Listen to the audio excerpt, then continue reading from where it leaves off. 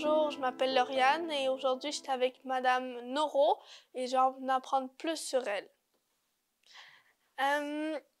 Je voulais savoir, en fait, j'ai entendu dire que vous étiez politicienne, ben, vous étiez avant politicienne et que vous étiez mairesse de Cap-Santé. Est-ce que c'est vrai? Ah oui, j'ai déjà été mairesse. Ma carrière politique a commencé en 99 comme conseillère municipale dans le temps. Puis ensuite, j'ai été mairesse de 2005 à 2009.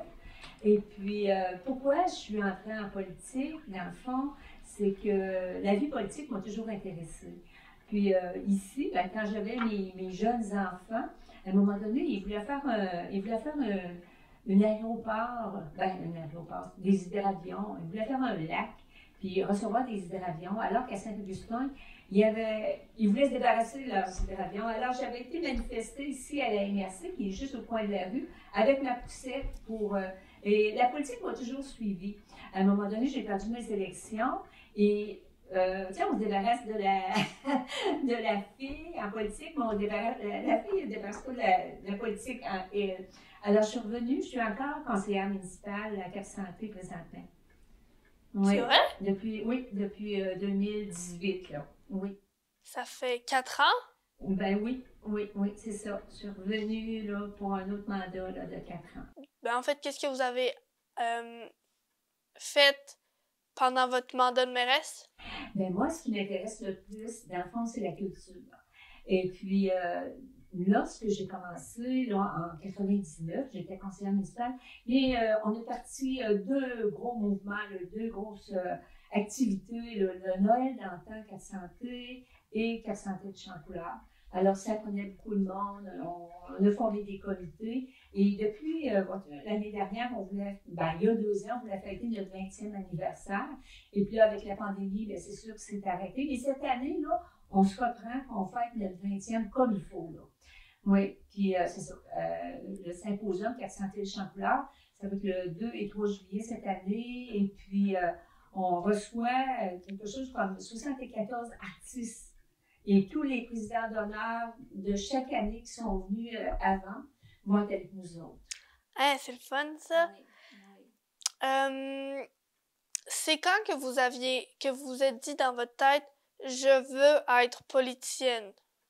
Mais comme je te disais tantôt, ce qui a déclenché ça en moi, de toute façon, quand j'étais jeune, mon père s'impliquait beaucoup en politique. Et puis, nous, petites filles, on a toujours notre papa, là, c'est pas drôle, hein?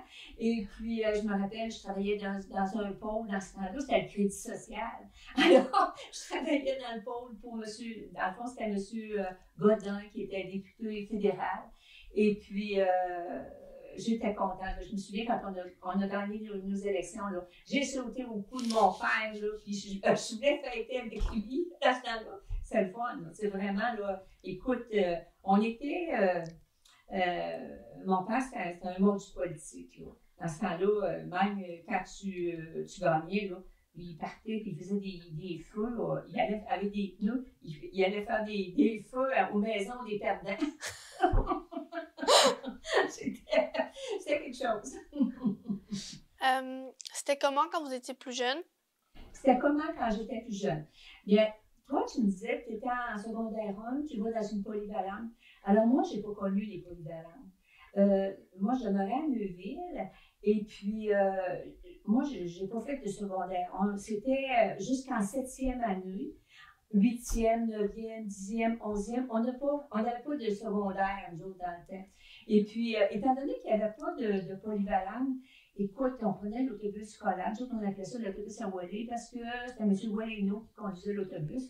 Il nous emmenait, j'ai fait ma 8e année à l'Ancienne-Lorette, la 10e année à Sainte-Monique-des-Saules, la 11e année à Loretteville. En tout cas, je changeais toujours de municipalité, si on peut dire, là, jusqu'à ce que je revienne là, à Donnacona pour faire. C'est ma 11e année, je l'ai fait à Donnacona. Mais 8, 9, 10, je l'ai fait ailleurs.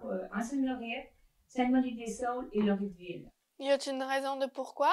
Ben, c'est parce qu'il n'y avait pas de polyvalente, comme je te dis. Puis la commission scolaire de Portneuf, il n'y avait pas de secondaire à Neuville. Alors, il y avait un autobus scolaire qui venait nous chercher puis qui nous emmenait à l'ancienne Lorette, ces places-là. Là. Puis, c'est pas v'là si longtemps que les filles y étaient présentes en politique. Est-ce que ça a été un défi de vous présenter ou ça a pas causé problème? Disons que oui, c'est toujours un défi, hein. Oui, c'est toujours un défi, mais comme je te dis, il y avait déjà un germe politique en moi, là. Alors, même je me suis présentée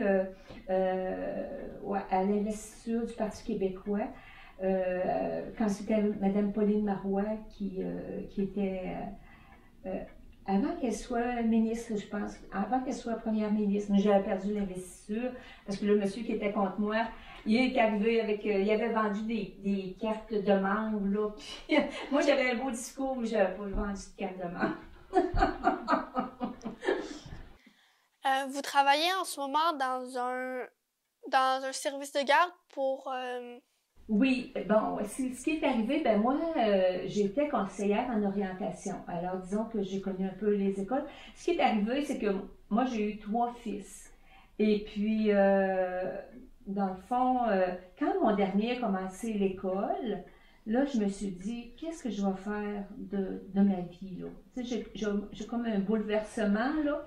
Tu sais, autrefois, les femmes, comme ma mère, là, disaient, ben, le lundi, c'était le lavage, le mardi, c'était le repassage, le mercredi, c'était le raccommodage. Puis, elle avait à l'épicerie, chaque jour, elle avait ça. Mais nous, on a des micro-ondes, puis, tu sais, on a beaucoup, dans le fond, de commodités, puis il faut les, tu sais, moi, je suis contente de ces commodités-là. Là. Il y a d'autres choses à faire que de faire du ménage tout le temps, puis du lavage. Alors, ce que j'ai fait, finalement, écoute, je suis allée à l'université. Il me manquait des cours compensateurs parce que j'avais pas connu le cégep. J'ai été faire des cours compensateurs à l'université pendant une saison, pendant l'automne. En janvier, je commençais un bac en orientation. J'aimais beaucoup la psychologie et c'était contingenté.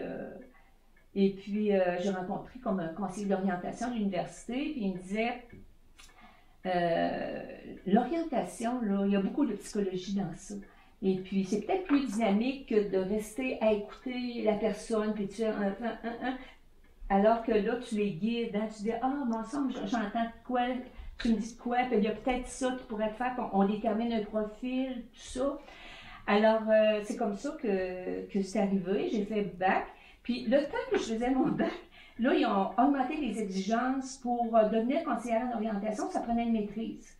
Alors, la petite Jeanne Doro, il fallait qu'elle s'inscrive à la maîtrise. Pour ça, je me disais, mon Dieu, je vais-tu réussir? J'avais peur, ça m'a fait peur, c'est une montagne pour moi. Mais finalement, ça a bien été. Là, j'ai pris des cours là, qui me convenaient. Là, pour mon essai de maîtrise, il fallait faire un essai. Et puis je voulais éviter les livres en anglais parce que je suis zéro en anglais.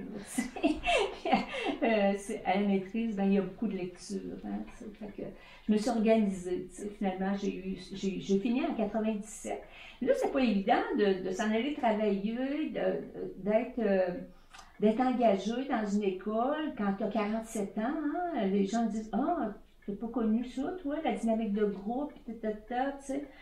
Fait que là, finalement, ben, j'ai été engagée, d'abord comme stagiaire, puis après ça, j'ai fait un programme, ça s'appelait Femmes recherchées dans Port-Neuf. Alors, je travaillais avec une coéquipière qui était travailleuse sociale, et puis moi, j'étais conseillère en orientation. Alors, ces femmes-là, on recevait des femmes qui, dans le fond, qui voulaient retourner aux études, qui ne savaient pas quelle branche prendre, puis ils ne savaient pas comment se démener, puis ils savaient rien. Alors nous autres, on s'est occupés pendant 10 ans. On a fait ce programme-là pendant 10 ans. C'est extraordinaire. Après ça, je rencontre de ces femmes-là, puis aujourd'hui, là, puis je suis amie Facebook avec eux autres, puis j'ai toujours de la reconnaissance. C'est incroyable. Ces femmes-là, là, beaucoup travaillent à l'hôpital de Saint-Raymond ou des choses comme ça. C'est vraiment extraordinaire de les rencontrer, puis c'est nos pays, dans le fond. Quand on entend, Mme Noro, ben, Mme Jobin, c'est Joanne Jobin qui était avec moi, là, qui était travailleuse sociale. Alors, c'était un épanouissement pour moi, là, aussi. C'est vrai? Oui. Ça doit avoir fait du bien. Oui, absolument, absolument. C'était quoi votre emploi de rêve lorsque vous étiez plus jeune? Écoute, tu sais, dans le temps, là, nous autres, là, je me souviens pas qu'on avait des conseillers d'orientation là, dans nos. Et puis, nous autres, on n'était pas très riches chez nous. Mon père était cultivateur, puis il y avait pas beaucoup de livres dans la maison, puis la seule chose qui rentrait, c'était le journal. Malgré que mon père n'était pas beaucoup instruit, je me souviens que le soir, il était assis avec son journal, et hop, le journal, il était tellement fatigué que le journal prenait le bord. je l'entendais lire, puis tu sais, quand on lit Monsieur, ben lui, il disait Monsière, parce que c'était écrit Monsière, tu sais. Puis là, nous autres, on se tordait, là, tu vois. Et puis, finalement, ben c'est ça. Tu sais, c'était la mode dans le temps, les bas de souhait, puis tu sais, on a commencé à fumer, puis tu sais, les petites filles, on voulait sortir avec les petits garçons, puis tout ça. Alors, il y avait comme une petite fierté aussi. Alors, je me demandais quoi faire. Dans ce temps-là, il y avait notre choix pour les filles, là, il y avait infirmière, secrétaire, enseignante. C'était à peu près les choix que... Et puis là, je me disais, ben peut-être que si j'allais comme infirmière, là, je me disais, ben là, c'est des frais, hein, mes parents n'avaient pas les moyens, je vais aller dans la marine. Il y avait, j'ai dû m'aller prendre mon cours d'infirmière dans la marine. Alors, je savais c'était où, je m'étais informée, j'avais pris la grosse autobus Gautier, puis je m'étais rendue faire un examen pour ça. Mais en revenant, pour m'en aller à la gare, dans un magasin, il y avait une affiche qui demandait du personnel dans un bureau de crédit. C'était chez Pollack. Dans ce temps-là, il y avait Pollack, Paquette, tout ça. Et ben, j'ai dit, coudonc, je vais aller donner mon nom. Puis tout de suite, le lendemain, Pollack m'appelait pour, après avoir passé ce petit test-là, m'appelait pour travailler dans le bureau de crédit. Alors, j'ai travaillé dans ce bureau de crédit-là peut-être 5 ans. Et tu sais, les salaires dans ce temps-là, là, c'était pas beaucoup, là, tu sais. Et je suis revenue ensuite travailler à Neuville chez Prime de Luxe. Vous connaissez pas ça, Prime de Luxe, vous autres, là. Écoute, c'était des cartes de Noël qu'ils vendaient, c'était tout ça. Ils vendaient ça par catalogue. Les gens recevaient le catalogue chez eux, puis là, ils commandaient. Ils commandaient, puis nous autres, ben, à notre travail, soit qu'on préparait des boîtes de cartes de Noël ou des expéditions pour toutes sortes de petites gugus, là. Eux autres, M. Grenier, il allait au Japon pour faire ses achats. Alors, il y avait des choses très, très originales qu'on retrouve aujourd'hui peut-être autrefois chez Bombay ou Marshall ou des choses comme ça. Vous êtes allé être infirmière dans la guerre? Est-ce que finalement vous êtes allée? Non, finalement, je ne suis pas allée. Quand j'ai eu ma réponse, je travaillais déjà, je travaillais chez Pollack, je ne suis pas allée. Et puis, moi, là, c'est que, moi, là, j'étais hyper métrope. J'avais des lunettes très, très épaisses. C'était une chance parce que j'aurais fait des erreurs. Si j'avais été infirmière, là, je me demande, tu sais, je pense que j'aurais pas été très, très bonne infirmière, là, tu sais.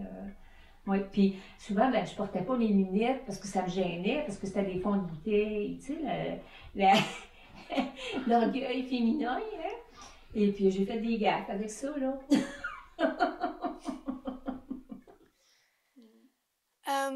Est-ce que vous aviez un mari avant? Oui, bien sûr. Oui, j'ai eu un conjoint. Et puis, j'ai été mariée pendant 33 ans. Et puis, justement, la politique, j'ai rencontré, ici à l'Hôtel de Ville, j'ai rencontré un conseiller municipal. Je suis tombée en amour avec. Alors, je me suis séparée pour faire un bout de vie avec Léo Jacob, la ferme Jacob, Cap Santé. Et puis, je pense qu'on était 7 ans ensemble, on se fréquentait. Et puis là, ben, il est décédé. Alors, depuis ce temps-là, je suis toute seule. Ah, c'est vrai? Oui. Il est décédé de quoi? Ah, mon Dieu, c'est toute une histoire, ça m'a fait beaucoup de peine, là. On était allés à la pêche ensemble, puis on était sur un ponton au lac Rognon. On était montés là en train, on avait pris le train à Rivière-à-Pierre. Et puis, à un moment donné, j'ai vu du sang sur sa main. Ah, j'ai dit, t'as du sang sur ta main. Puis là, finalement, je l'ai frotté, puis il n'a pas fait de quoi. Mais le soir même, il était très agité. Le lendemain, il avait mal partout, mal dans le dos, tout ça. Alors, on s'est emmené ici, puis je pense qu'on est allé voir un chiro.